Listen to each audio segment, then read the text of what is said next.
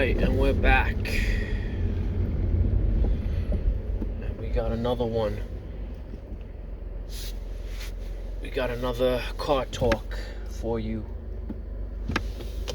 We're gonna be talking. This one's probably gonna be like, I don't want to say it's gonna be serious, but this one's gonna be a little bit about some different things. Hopefully not too much, because on these car talks I ramble. So I could go from one subject to another, and then it's kind of like, I try to keep it within the car travel's distance of what I'm talking about. So it's not a long car talk. So I only have so much time to talk about whatever it is I'm going to talk about. So one of the things I was contemplating earlier, because I had thought about this years back, because when I was going to school and studying, there was things that we talked about as far as like the economy and how the country was changing and like development. I'm a big picture guy, so I like to understand some of the big movements or the big changes. And then, the details, that's better for like when you have in-person conversations, or when you have people that are really into the subject, and it gives them time to talk about details. And so one of the things, the changes in the country going back to 1900s, the way the country was kind of developing and working was based on manufacturing. And so prior to World War II, you had a lot of things that were being made in this country, made in America. And that's what helped to lift the country up out of its poverty, because people had jobs, right? Blue-collar jobs, where people would go off and build something, and it was for this country, right?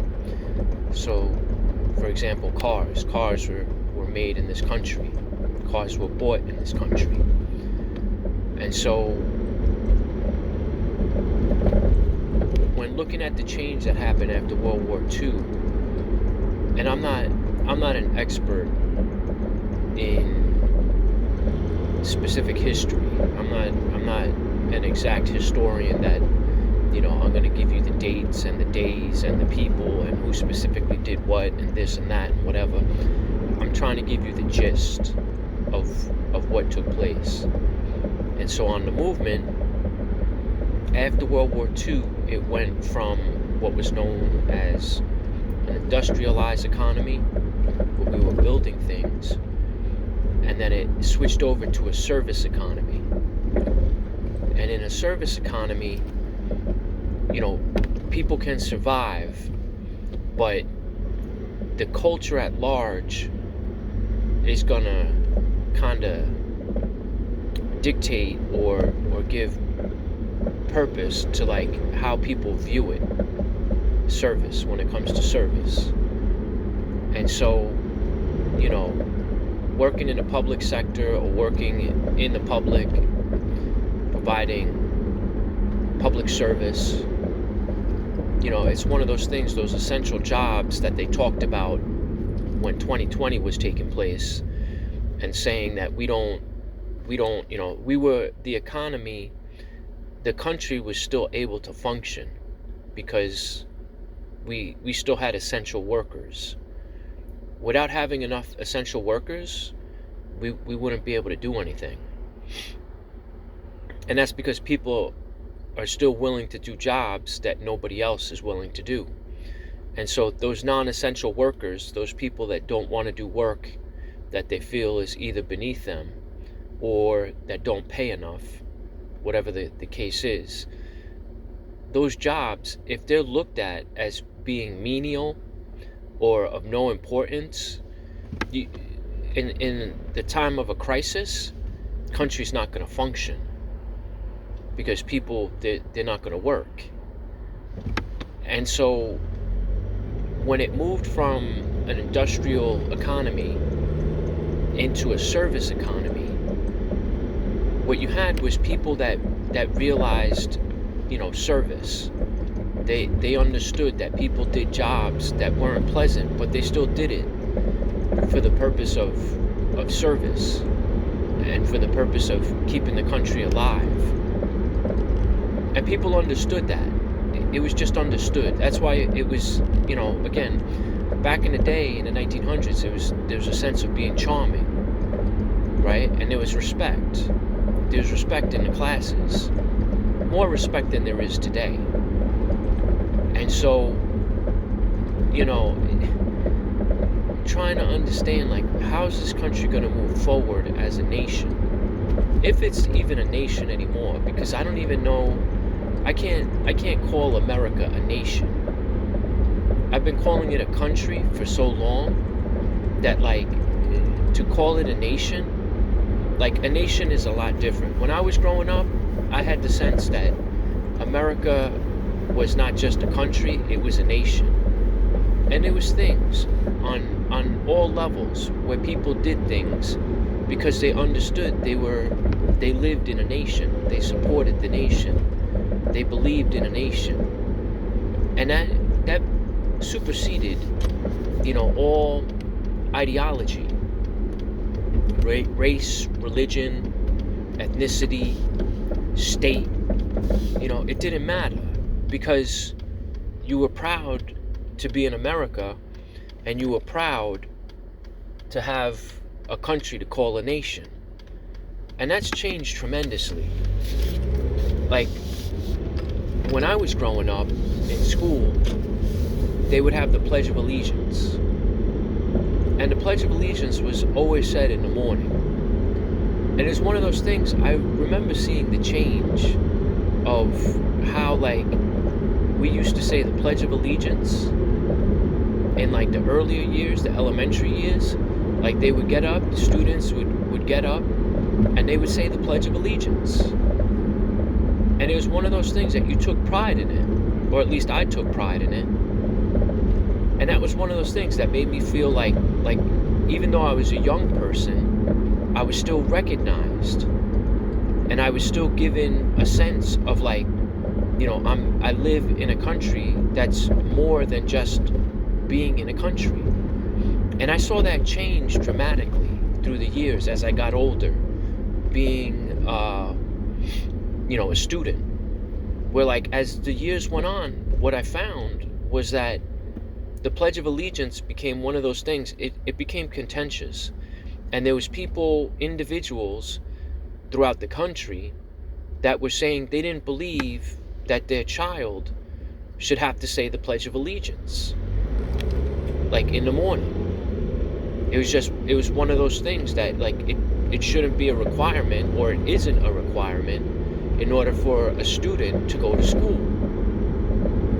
And I remember there was something odd about it when I saw, like, because whatever year it was, I don't know if it was the late 80s, early 90s, where, like, kids just stopped saying the Pledge of Allegiance. And then I remember times when, I would stand up and I would say the Pledge of Allegiance, and you would be like the only student, because they made it a point to say, we're now going to say the Pledge of Allegiance. For those of you that would like to stand up and say the Pledge of Allegiance, feel free to say the Pledge of Allegiance. And I always thought it was the weirdest thing. I thought it was the weirdest thing because, you would stand up and, again, if you're, like, the only student and everybody else is just, like, I don't know what they're doing, drawing or talking or, whatever it was that they were doing, that they decided, well, I'm not gonna stand up and say the Pledge of Allegiance. And I remember thinking that was like an odd thing. It was weird to think that back then that I was, would experience that and then see what the country has turned into today. Because prior to my generation, if you were to look at yearbooks, like when I was growing up, we had yearbooks. So at the end of every year, they would have a yearbook, and I was fortunate enough where I was able to get a yearbook, right? And so, looking at the yearbooks, if you go back and you look at yearbooks, and I had gotten a chance to look at older yearbooks to see like other people that had graduated, alumni that had graduated through the school system that I had grown up in. And you were just able to see the difference, the night and day difference of the patriotism that was shown in the yearbooks. Like it was shown like as an American, like having gone to like an American school where there was pride in having grown up in the country and in recognizing the nation. And that was one of those things that the stark difference, it shocked me, because I was like, wow. I was like, my yearbook, there's like no patriotism in some of my yearbooks. Like there's no sign, there's no eagle, there's no flag, there's no sense of like, patriotism or showing of any, kind of sense, symbolism or anything like that. Like denoting that I had grown up in like America, or that it was like America, the nation. And when I had seen that particular yearbook, when I had gone through, and I said, but these guys had like, it's like American everywhere on the yearbook. Pictures of eagles, flags, all sense of patriotism. And I mean, it was one of those things. I was proud. I was like, wow. I was like, I wish that's what my yearbook would look like. And it wasn't like that in the 90s. In the 90s, in the 80s, it was. Right? Early 80s, mid 80s. And then as it started to transition away in the late 80s, and then into the 90s, by the 90s, there was really like none of that. And it was sad. It was sad for me to recognize that and to see that the country was deteriorating on that level, on that national identity connection. And so you look at the world today, you look at, the country today and the state of affairs that it's in, and I mean, individualism has taken over. And you can't really build stuff on individualism. It's not possible. And so if you look at the economies, it went from an industrial economy to a service economy, and then it went from a service economy to, I guess, what you would call a consumerism economy, in which it was just all based on consumerism. And it really had nothing to do with the country. It's just, you had money, do whatever you want with your money. And that's good enough. It doesn't have to go back to the country. You don't have to buy American. You don't have to support American businesses. You don't have to invest into America or into the nation, and that's kind of what we've been in for a long time now, consumerism. And a lot of people have been talking negatively, over the past few years on like how bad it's gotten and how bad it is, because everything is, you got to pay to do anything. And then depending on where you are in the country, all you're doing is either paying it up front or paying it on the back. And so as a for instance, like in New York, they'll say it's expensive. But it's expensive because everything is taxed. Everything that you pay for is taxed. And so things are expensive because it's taxed. Now you go to other states and they don't tax as much as New York taxes. So you can see the difference in the quality of life, of lifestyle.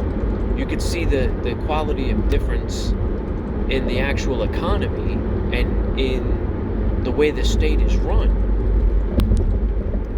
And so, you would think, well, I want to live where the taxes are low.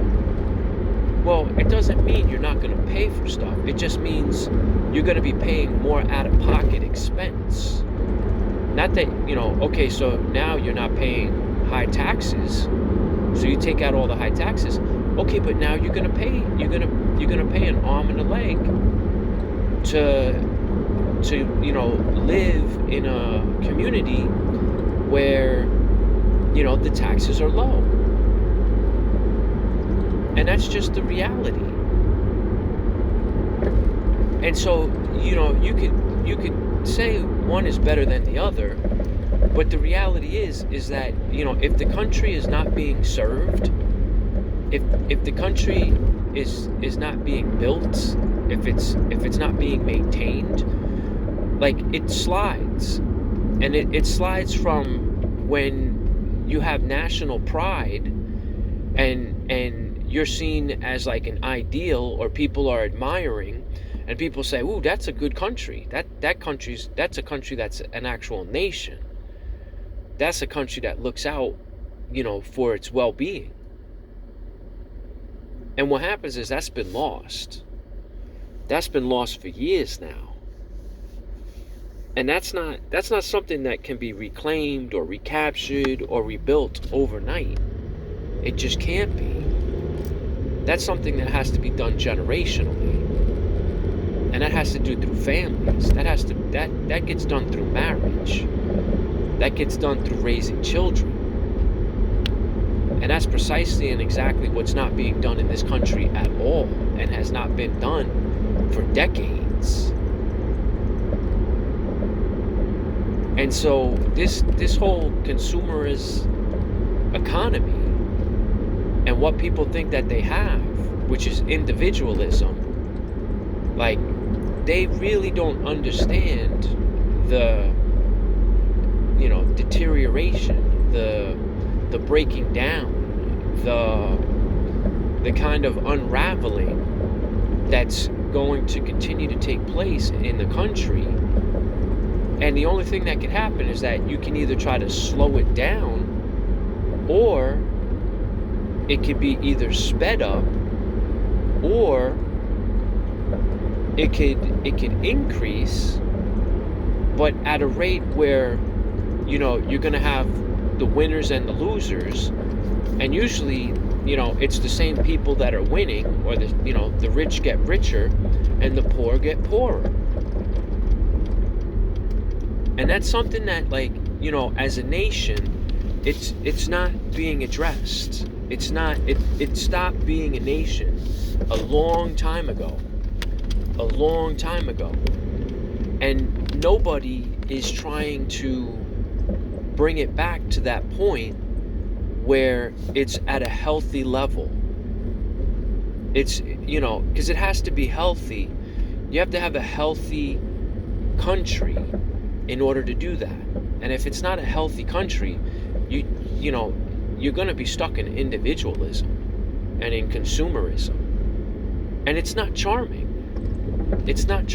Like, meeting people, nobody wants to meet anybody. Why does anybody want to meet anybody? I mean, even if you're famous these days, like, why do people care? Nobody cares. I was on Facebook the other day, and on Facebook I saw so many people on there that I was like, these people are like mini celebrities, like they have lives that are like bigger than some celebrities, you would think, based on how many pictures they upload, how many comments they make. I'm like, it's unbelievable.